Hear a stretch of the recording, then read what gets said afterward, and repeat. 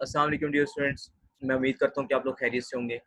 आज का जो हमारा टॉपिक है वो है internal controls of in relation to capital expenditure. तो ये कैपिटल एक्सपेंडिचर को हम सबसे पहले डिफाइन कर लेते हैं। कैपिटल एक्सपेंडिचर एक ऐसा एक्सपेंडिचर होता है जिसका फाइनेंशियल बेनिफिट जो होता है वो किसी भी ऑर्गेनाइजेशन के लिए more than one financial year के लिए होता है, ठीक है। और इंटरनल कंट्रोल जो होते हैं वो प्रोसीजर्स होते हैं। Internal controls are the procedures which are adopted by any organization to protect its assets, ठीक है। The objectives in evaluating and testing internal controls are to determine the degree of reliance on the internal controls for the purpose of his audit। अब चाहे internal audit हो या चाहे external auditor हो, दोनों को ये देखना होता है कि जो उसका क्लाइंट है, जो कि उसका इदारा है, अगर उसके अंदर पहली बात है कि इंटरनल कंट्रोल्स एग्जिस्ट कर रहे हैं या नहीं कर रहे हैं। अगर वो एग्जिस्ट कर रहे हैं तो क्या वो whether they are efficient for the purpose of audit और नॉट। दूसरी बात इसमें ये होती है कि determining the nature, timing and extent of substantial procedures. Substantial कहते हैं एडिशनल टेस्टिंग को, नेचर कहते हैं कि ऑडिट प्रोसीजर की नेचर क्या होगी, क्या प्रोसीजर्स होंगे, टाइमिंग के ऑडिट प्रोसीजर्स को हम कब अप्लाई करेंगे, एंड एक्सटेंड कि हम किस हद तक ऑडिट प्रोसीजर्स को अप्लाई करेंगे। इवन कि हम सैंपल साइज जो होगा from the population that is going to be tested वो छोटा होगा या बड़ा होगा। सो इन ऑल हम सबको मालूम होना चाहिए कि इंटरनल कंट्रोल के जो ऑब्जेक्टिव्स होते हैं वो क्या होते हैं।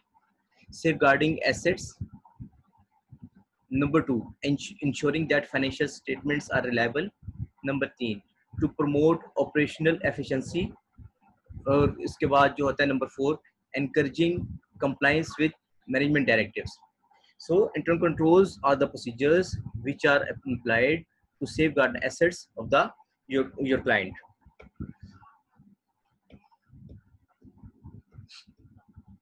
अब इंटरनल कंट्रोल्स जो है कुछ स्पेसिफिक होते हैं जो कि सिर्फ कैपिटल एक्सपेंडिचर की हद तक जो जो होते हैं उनको हमने अडॉप्ट करना होता है।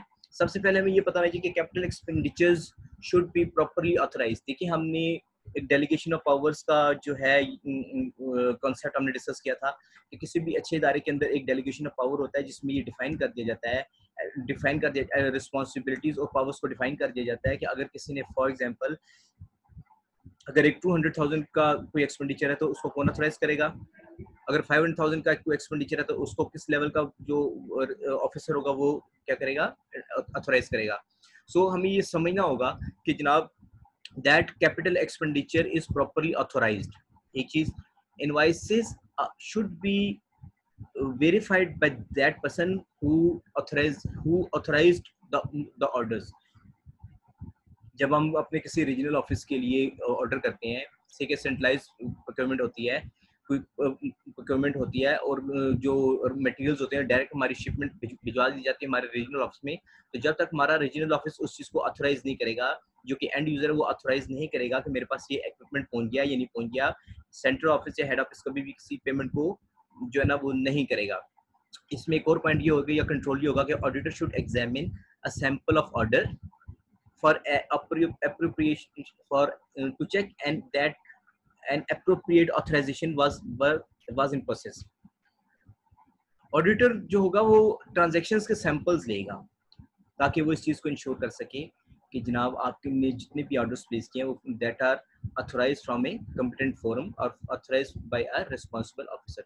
सेकंड इसमें ये है कि capital expenditure should be properly classified.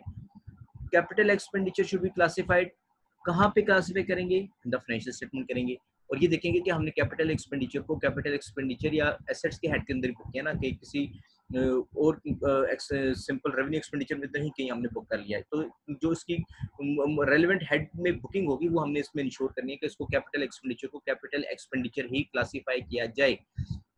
Capital expenditure should meet the assertion of completeness। तो कोई भी एक्सपेंडिचर हो, कैपिटल हो या रेवेन्यू, तो इसको should be completed from in all respects. All capital expenditure should be written up in non current register. जितने भी हमारे कैपिटल एक्सपेंडिचर के हमारे होंगे उनको हम नॉन करंट रजिस्टर में इसको रिकॉर्ड करेंगे। और दूसरी बात इस चीज में हम इसको कंप्लीटनेस कैसे इस चीज को इंश्योर करेंगे कि that non current asset registers is maintained in relation to any deletion, any addition or any changes therein in the fixed assets और कैपिटल एक्सपेंडिचर। जो भी अगर किसी एसेट्स के अंदर कोई एडिशन होता है, कोई डिलीशन होता है या कोई भी चेंजेस होती है तो उनको हम क्या करेंगे, उनको हम अकाउंट फॉर करेंगे। So capital expenditures should be reconciled. The reconciliation of capital expenditure हम करेंगे in regard to general ledger assets के साथ हम उसको वेरीफाई करेंगे, और अगर if there are any variations तो हम उनको काउंटर करेंगे, उनको इन्वेस्टिगेट करेंगे, और इस तरह से हम कैपिटल एक्सपेंडिचर को हर तरह से जो है वो कवर अप कर सकते हैं. So these are the some specific procedures in regard to internal controls for incurring capital expenditures.